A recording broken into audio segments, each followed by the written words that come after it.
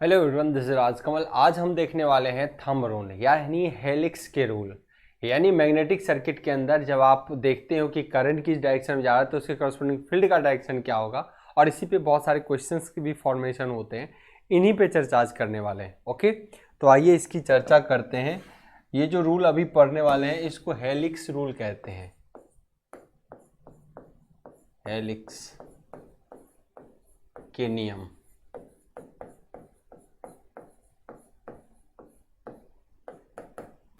Okay, helix के rule क्या है, क्या कहता है हेलिक्स। देखिए, जैसे कि इमेज से आप देख रहे हो, कहते हैं कि अगर किसी कंडक्टर में डायरेक्शन ऑफ करंट ऐसे होगा, यानी डायरेक्शन ऑफ करंट इस ऊपर की ओर जा रहा है जैसे कि इसमें दिखाया गया है, तो बोला ये थंब रूल। ये क्या है? Thumb rule. ये देखिए, राइट हैंड थंब रूल के लिए हेलिक्स के नियम किसके लिए आया है? राइट हैंड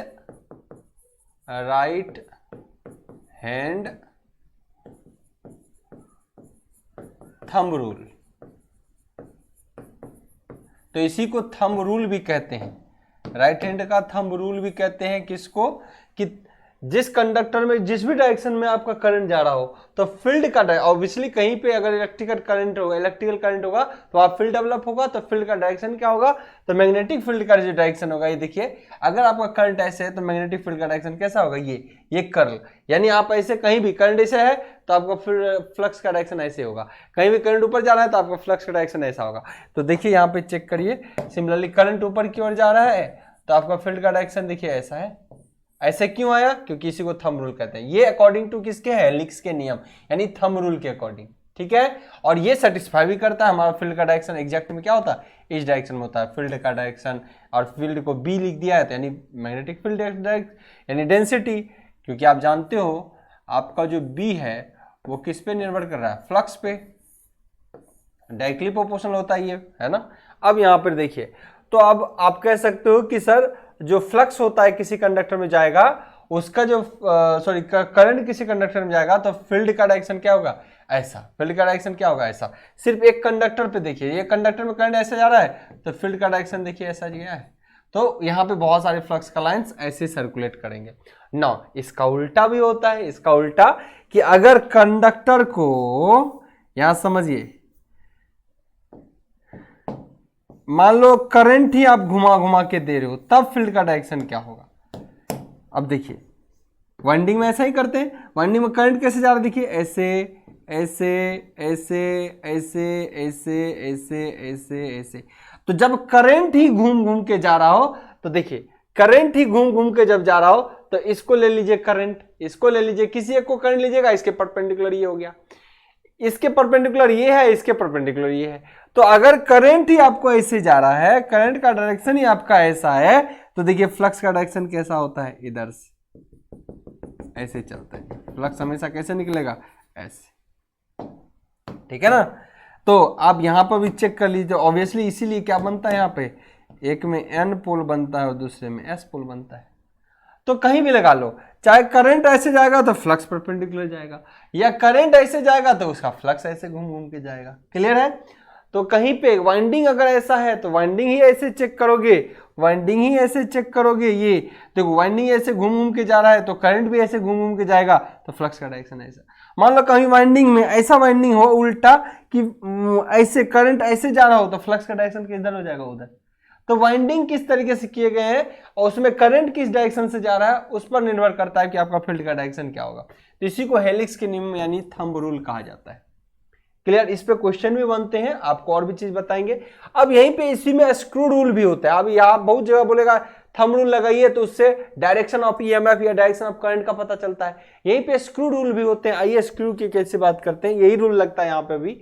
देखिए, हमने बोला कि अगर मान लो करंट का डायरेक्शन ये है, देखो नीचे में डायरेक्शन ऑफ करंट ये है, तो फ्लक्स का डायरेक्शन तब कैसा हो जाएगा? तो राइट ही हैंड ही लेना है। करंट का डायरेक्शन में उल्टा कर दिया तो फ्लक्स का डायरेक्शन क्या होगा? रियल में देखो इधर की ओर ही जा रहा है कि नहीं? रियल में इधर की ओर जा रहा है। ठीक है ना। अब स्क्रू से कैसे करते हैं ना, स्क्रू से भी डायरेक्शन फाइंड आउट करते हैं। तो कैसे? स्क्रू आप देखते हो स्क्रू कैसा होता है? ऐसे ऐसे घुमावदार होता है। ऐसा ऐसा क्या होता है, घुमावदार होता है। अब समझिए, जब आप स्क्रू को नीचे करेंगे, जब क्या करेंगे जी, स्क्रू रूल भी कहते हैं, ये भी इसी को सेटिस्फाई करता थंब रूल को।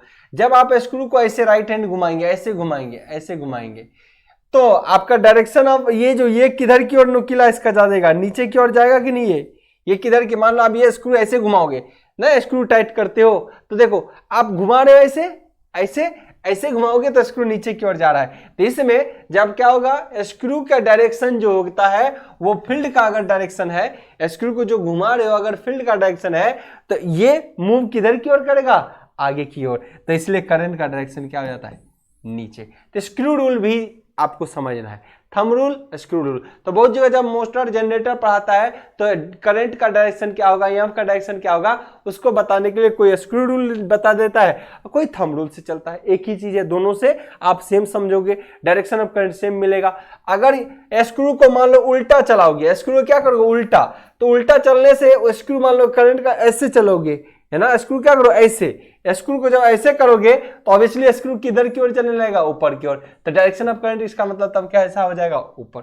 तो कोई कहेगा कि आपका जो बताइए स्क्रू अगर आप घुमा रहे हो नीचे की ओर स्क्रू जा रहा है, इसका मतलब फील्ड का डायरेक्शन क्या होगा, ये ऐसा होगा। स्क्रू नीचे जाएगा, इसका मतलब फील्ड का डायरेक्शन ऐसा है। स्क्रू ऊपर की ओर आएगा तो डायरेक्शन ऑफ करंट ऊपर हो गया, तो स्क्रू आप खोल रहे हो, एंटी क्लॉकवाइज चल रहे हो। क्लियर है, समझ रहे हो। तो आप इसी को बोलते हैं स्क्रू रूल्स या थंब रूल्स। दोनों में डायरेक्शन ऑफ करंट या डायरेक्शन ऑफ फील्ड का पता लगता है। क्लियर, अगर फील्ड है तो आपको करंट का पता चलता है, अगर आप करंट दे रहे हो तो फील्ड का पता कर पाते हैं। क्लियर, या कहीं पे करंट देते हैं तो फील्ड का पता करते हैं। ये देखिए इस तरीके से फील्ड का डायरेक्शन होगा।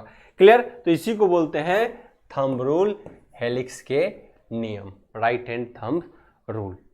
क्लियर, अब यहां से जब ये कॉन्सेप्ट आएगा तो आप फैराडेज रूल पढ़ेंगे, फिर लेंज लॉ पढ़ेंगे, तो चीजें एकदम बारीकी से आपको क्लियर होता चला जाएगा। सारी चीजों को बेसिक, ये छोटा छोटा टॉपिक है तो मैं सोचता हूं कम से कम इसके बारे में आपको इस तरीके से जानकारी हो जानी चाहिए। अब आइए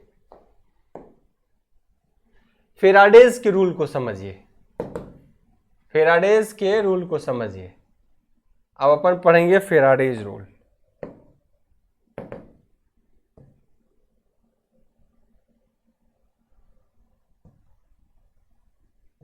Faraday law of electromagnetic induction आपने पढ़ा होगा, कभी नाम तो सुना ही होगा कम से कम। अब पढ़ेंगे फैराडेज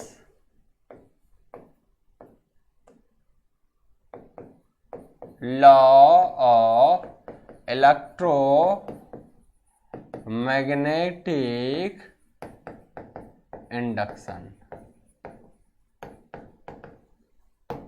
मतलब फैराडे के विद्युत प्रेरण नियम क्या होते हैं ना, विद्युत चुंबकीय प्रेरण नियम फैराडे के, फैराडे विद्युत चुंबकीय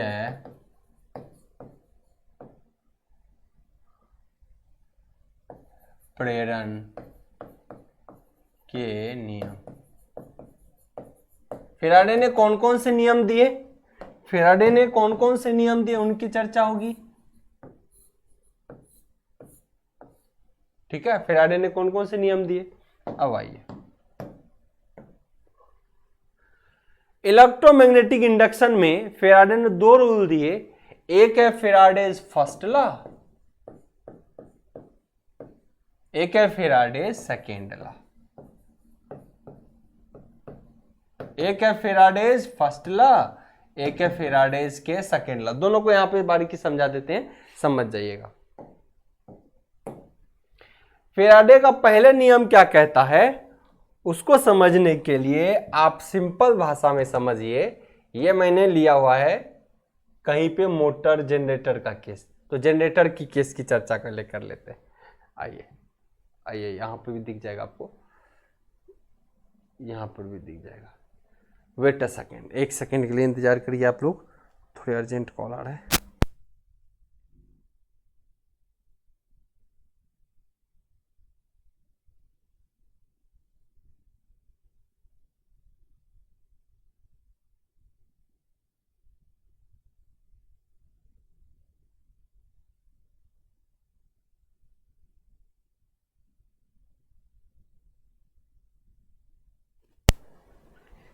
चलिए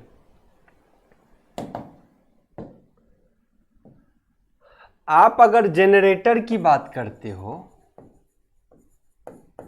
है ना, जनित्र, हिंदी में क्या बोलते हैं, जनित्र। तो किसी जनित्र में, जनरेटर में क्या होता है, आप किसी पोल के इर्द गिर्द किसी कंडक्टर को क्या करते हो, घुमाते हो। किसी पोल के इर्द गिर्द किसी कंडक्टर को क्या करते हो जी, घुमाते हो।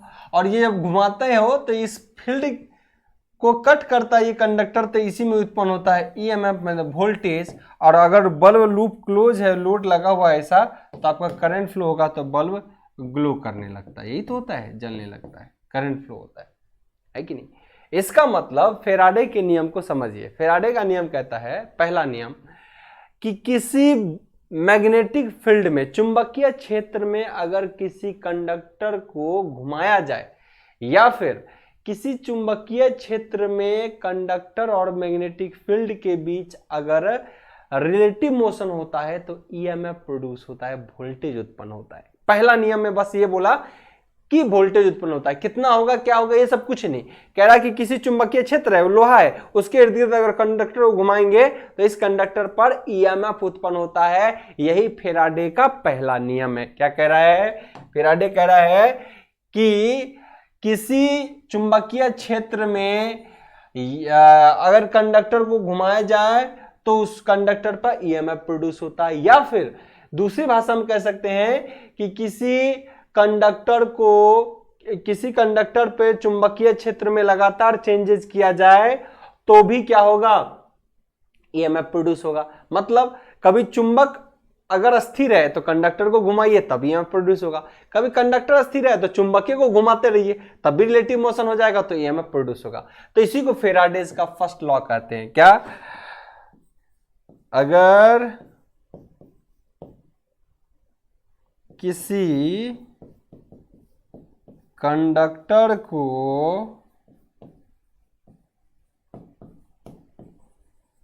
चुंबकीय क्षेत्र में घुमाया जाए तो उस तार पर यानी कंडक्टर पर विद्युत वाहक बल यानी ईएमएफ उत्पन्न होता है। फेराडेज फर्स्ट लॉ कहलाता है। ऐसे इन जनरल कहते हैं फेराडे का लॉ, लेकिन पहला लॉ और दूसरा लॉ में अंतर अगर पूछने लगे तो इसी को फेराडे का पहला नियम कहते हैं। जिस किसी फील्ड के इर्द गिर्द कंडक्टर को अगर रिलेटिव मोशन देंगे तो उसमें क्या होगा, कंडक्टर में ईएमएफ प्रोड्यूस होगा, वोल्टेज डेवलप होगा। उसी को बोलते हैं हम, क्या बोलते हैं जी, फेराडे के प्रथम नियम। अब इस फिगर से भी समझाएंगे, लेकिन ये तो एक बात हमने कह दिया, लेकिन दूसरी बात होगी कि किसी कंडक्टर के इर्द गिर्द फील्ड को अगर घुमाए, मान लो कंडक्टर को रख दिए और चुंबकीय को ऊपर नीचे करेंगे तब भी ईएमएफ प्रोड्यूस होगा। उसी का एक एग्जांपल दिया गया यहाँ पे। देखिए यहाँ पे क्या किया गया, एक लोहे के कोर पे कंडक्टर को लपेट दिया गया यानी कॉइल बनाया गया, और वहां पे यहाँ पे एक एमीटर सिंगल साइन दिखा गया, क्लोज सर्किट कर दिया। लेकिन यहां पर क्या किया, परमानेंट मैग्नेट, ये कैसा है, परमानेंट मैग्नेट को रख दिया गया। तो ऑब्वियसली इसका लाइन ऑफ फ्लक्स हमेशा चलता रहेगा, 24 घंटा चलते रहेगा। लेकिन जब परमानेंट चुंबक होगा तो इसका फ्लक्स फिक्स होगा। फ्लक्स क्या होगा, फिक्स होगा। तो ये बेचारा स्थिर फ्लक्स चलता रहेगा, और यहां भी कंडक्टर है तो कोई ईएमएफ प्रोड्यूस नहीं होगा, क्योंकि रिलेटिव मोशन है ही नहीं। क्या है, रिलेटिव मोशन नहीं है। ये एक चुंबक को रख दीजिए स्थिर और तार को भी वहां रख दीजिए तो कहीं ईएमएफ वोल्टेज उत्पन्न होगा। एक जनरेटर में ही चुंबक भी है, तार भी है, तो ईएमएफ उत्पन्न होता है, नहीं। रिलेटिव मोशन चाहिए, एक दोनों के बीच गति होनी चाहिए। सो यहां भी अगर अस्थिर है, ये अगर क्या जी अस्थिर है, तो ऐसे कंडीशन में यहां पर कोई भी ईएमएफ प्रोड्यूस नहीं होगा, तो कोई करंट उत्पन्न नहीं हुआ। जब ये क्या है, स्थिर है। जब क्या है, अस्थिर है। ये मैग्नेट जब अस्थिर है, यहां कंडक्टर भी अस्थिर है, तो कोई करंट उत्पन्न नहीं होगा। लेकिन दूसरे कंडीशन में चेक करिए, अब इसी कॉइल को क्या किया, कभी इधर करा जाए, इधर उधर करा जाए, या एक डायरेक्शन में गति दे दे, तो इस कंडक्टर और फील्ड के बीच क्या हो गया, रिलेटिव मोशन हो गया। तो क्या होगा, देखिए करंट उत्पन्न होगा और करंट का फ्लो हुआ। तो यहाँ पे अब इसका पॉइंटर देखो यहाँ आ गया, जबकि पहले पॉइंटर कहाँ पर था, 0 पर, लेकिन अब पॉइंटर आगे बढ़ गया, मतलब कुछ ना कुछ इसमें करंट है जो कि ये एमीटर क्या कर रहा है, रीड कर रहा है एमीटर। तो current flow through the circuit, इस सर्किट में करंट का फ्लो हो गया। तो इसका मतलब कंडक्टर और मैग्नेटिक फील्ड के बीच अगर रिलेटिव मोशन होगा तो इसमें ईएमएफ उत्पन्न होगा, ये वोल्टेज उत्पन्न होगा, विद्युत वाहक बल उत्पन्न होगा। अब वोल्टेज उत्पन्न हो जाता है किसमें, इस कॉइल में, और लूप क्लोज है तो करंट फ्लो होने लगता है। जैसे एक बैटरी में वोल्टेज तो है, लेकिन क्या करंट फ्लो होता है, नहीं, लेकिन कोई बल्ब तार जोड़ देंगे क्लोज सर्किट तब ना करंट फ्लो होगा। तो यहां भी अगर यहाँ इसको नहीं रहता एमीटर तो यहाँ वोल्टेज होता, करंट नहीं होता, लेकिन जैसे लूप कंप्लीट हो जाएगा, एक तार को दूसरे से जोड़ देंगे तब करंट का फ्लो होता है। ठीक है, चलिए, तो ये बात हो गई। तो इसी को फेराडे के पहले नियम कहते हैं। तो फेराडे का पहला नियम क्या कहा, फेराडे का पहला नियम ये कह रहा है आपको कि अगर किसी करंट और मैग्नेटिक कंडक्टर, अगर किसी कंडक्टर और मैग्नेटिक फील्ड के बीच रिलेटिव मोशन होता है आपस में, तो उस कंडीशन में उस कंडक्टर पर ईएमएफ उत्पन्न हो जाता है, और अगर सर्किट क्लोज है तो करंट का फ्लो हो जाएगा। क्लियर, पहली बात में बस इतना ही कहा कि भाई दोनों में रिलेटिव मोशन होगा तो करंट उत्पन्न होगा, वोल्टेज उत्पन्न होगा। क्लियर, चलिए नाउ अब दूसरा लॉ क्या कहता है, सेकेंड लॉ, अब उसकी चर्चा। यहां तो बस करंट उत्पन्न होगा, हर कंडीशन में करंट उत्पन्न होगा। चलिए, लेकिन अगर कोई आपसे कोई कहे कि जनरेटर में क्या होता है, तो जनरेटर में भैया क्या होता है, पोल स्थिर रहता है और कंडक्टर को घुमाते हैं किसी डीजल इंजन से या किसी अदर मींस से, तब ये कट करता है तो ईएमएफ उत्पन्न होता है। नाउ अब आइए फेराडेज लॉ, सेकेंड लॉ क्या कहता है, समझिए। फर्स्ट लॉ तो कहा कि रिलेटिव मोशन इन दोनों के बीच करिए। रिलेटिव मोशन मतलब क्या हो गया, एक दूसरे के सापेक्ष की गति, तो उत्पन्न हो जाएगा करंट या वोल्टेज। ठीक है, करंट पहले वोल्टेज उत्पन्न होगा, अगर सर्किट कंप्लीट है तो करंट उत्पन्न होगा। दूसरा नियम कह रहा है कि जब कंडक्टर और मैग्नेटिक फील्ड के बीच रिलेटिव मोशन होगा तो कितना वोल्टेज उत्पन्न होगा, हम इस चीज को बताएंगे। दूसरा रूल क्या कहता है कि रिलेटिव मोशन अगर कंडक्टर और मैग्नेटिक फील्ड के बीच होगा तो वोल्टेज तो उत्पन्न होगा, लेकिन कितना वोल्टेज उत्पन्न होगा, टर्नों की संख्या कितनी होगी, फील्ड कितना होगा, उससे कितना वोल्टेज उत्पन्न होगा, हम ये बताएंगे। तो सेकेंड लॉ कहता है कि अगर रिलेटिव मोशन दोगे किसी कंडक्टर के बीच, तो ये अगर आप इसमें रिलेटिव मोशन दे रहे हो तो फील्ड इसको कट कर रहा है आपके कंडक्टर को, तो ईएमएफ तो उत्पन्न हो गया। यहाँ पे क्या हुआ, ईएमएफ उत्पन्न हुआ, करंट भी सर्कुलेट किया और ये पॉइंटर घूमने लगा, रीडिंग देने लगा, क्या, एमीटर। ठीक है, तो सेकेंड लॉ ये कहता है, ये तो हुए पहले लॉ में भी जानते थे, तो अब कहता है कि देखिए कितना वोल्टेज इस दोनों टर्मिनल के क्रॉस वोल्टेज कितना डेवलप होगा, वोल्टेज डेवलप होगा तभी ना करंट का फ्लो हो रहा है, बिल्कुल। तो अब कितना वोल्टेज होगा हम वो भी बताएंगे। तो इसी को बोलते हैं जब किसी कंडक्टर के क्रॉस अगर फील्ड आप इधर उधर मूव कराओगे तो उस पर क्या होता है जी, आपका ईएमएफ डेवलप होता है, इसी को बोलते हैं उत्पन्न ईएमएफ। इसी में क्या कहते हैं, इंड्यूस्ड वोल्टेज। इसी को क्या कहते हैं जी, इसी को बोलते हैं इंड्यूस्ड वोल्टेज। इंड्यूस्ड हुआ ना, इसको चलाने से क्या हुआ, उत्पन्न हुआ, इंड्यूस्ड वोल्टेज, इसी को बोलते हैं इंड्यूस्ड वोल्टेज, या फिर उत्पन्न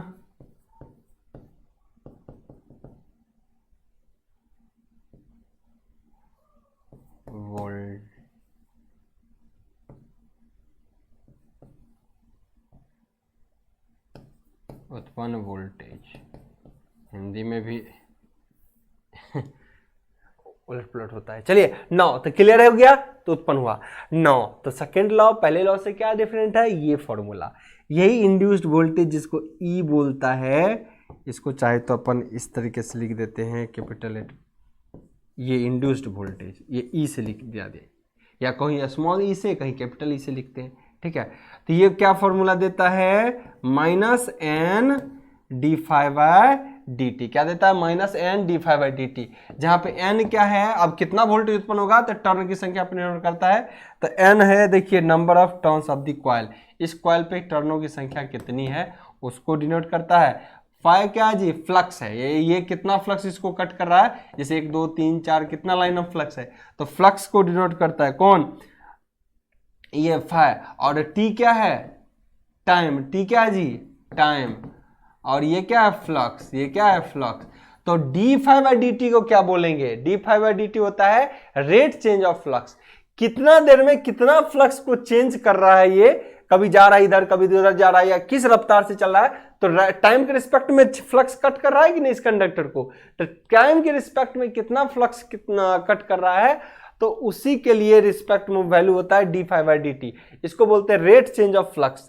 तो instantaneous change in magnetic flux with respect to time, यानी समय के सापेक्ष फ्लक्स में परिवर्तन, समय के साथ फ्लक्स में परिवर्तन, समय के साथ फ्लक्स में परिवर्तन को क्या कहते हैं जी, D five by D T. अब जितना परिवर्तन होगा उतना ही वोल्टेज उत्पन्न होता रहेगा, तो D five by D T differentiation में भी इसका वैल्यू होता है। अगर मान लो इसको रोक दिए, मतलब टाइम के रिस्पेक्ट में फ्लक्स में इस कंडक्टर के लिए कोई चेंज नहीं, तो D five by D T का वैल्यू 0, तो उत्पन्न वोल्टेज क्या होगा 0, उत्पन्न वोल्टेज क्या होगा 0। इसीलिए जब उत्पन्न वोल्टेज कराना है किसी चुंबकीय फील्ड के द्वारा किसी कंडक्टर में, तो फ्लक्स का रेट चेंज होना चाहिए, फ्लक्स का वैल्यू चेंज होना चाहिए, ठीक है ना। तो इन बातों का ध्यान रखना। तो यहाँ पे डी फाइव, ये इंड्यूस्ड ईएमएफ ई हो गया, कैपिटल में ही कर देता हूँ, इंड्यूस्ड ईएमएफ ई हो गया, नंबर ऑफ टर्न हो गए, तो यानी अब वोल्टेज उत्पन्न होगा ई बराबर N D five by D T. Clear. अब कोई बच्चा कहेगा माइनस क्यों है, तो ये है लेंज लॉ के कारण, इस माइनस के बारे में बता देंगे, ये क्या है लेंज लॉ के कारण, माइनस के बारे में बताएंगे क्या है ये लेंज लॉ।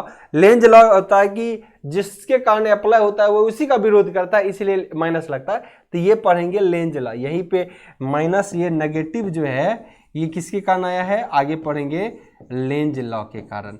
हम यहाँ पे इसको आगे स्टडी आगे पे करेंगे, यहाँ पे आगे, चूंकि लेंज लॉ तो अलग ही कॉन्सेप्ट है तो उसको आगे पढ़ेंगे। क्लियर। लेकिन कितना वोल्टेज उत्पन्न होगा यहाँ पे, आप चाहे तो ई का सिंपल फॉर्मूला ये भी यूज कर सकते हो, ई बराबर N D five by D T. ये बता देता है टर्नों की संख्या और ये फ्लक्स रेट चेंज, मतलब फ्लक्स टाइम के रेस्पेक्ट में जितना चेंज होगा, इन दोनों का गुणनफल कर देंगे तो कितना वोल्टेज उत्पन्न होगा ये ई बता देगा। क्लियर ना। लेकिन जो नेगेटिव की बात रही, जो नेगेटिव की बात रही वो आगे समझाएंगे, लेंज लॉ के कारण नेगेटिव लगता है। क्लियर। लेकिन वोल्टेज की बात हो तो इसको गुना कर देंगे तो कितना वोल्टेज उत्पन्न हुआ इस ये बता देगा। क्लियर। तो ये है फैराडे के सेकंड लॉ।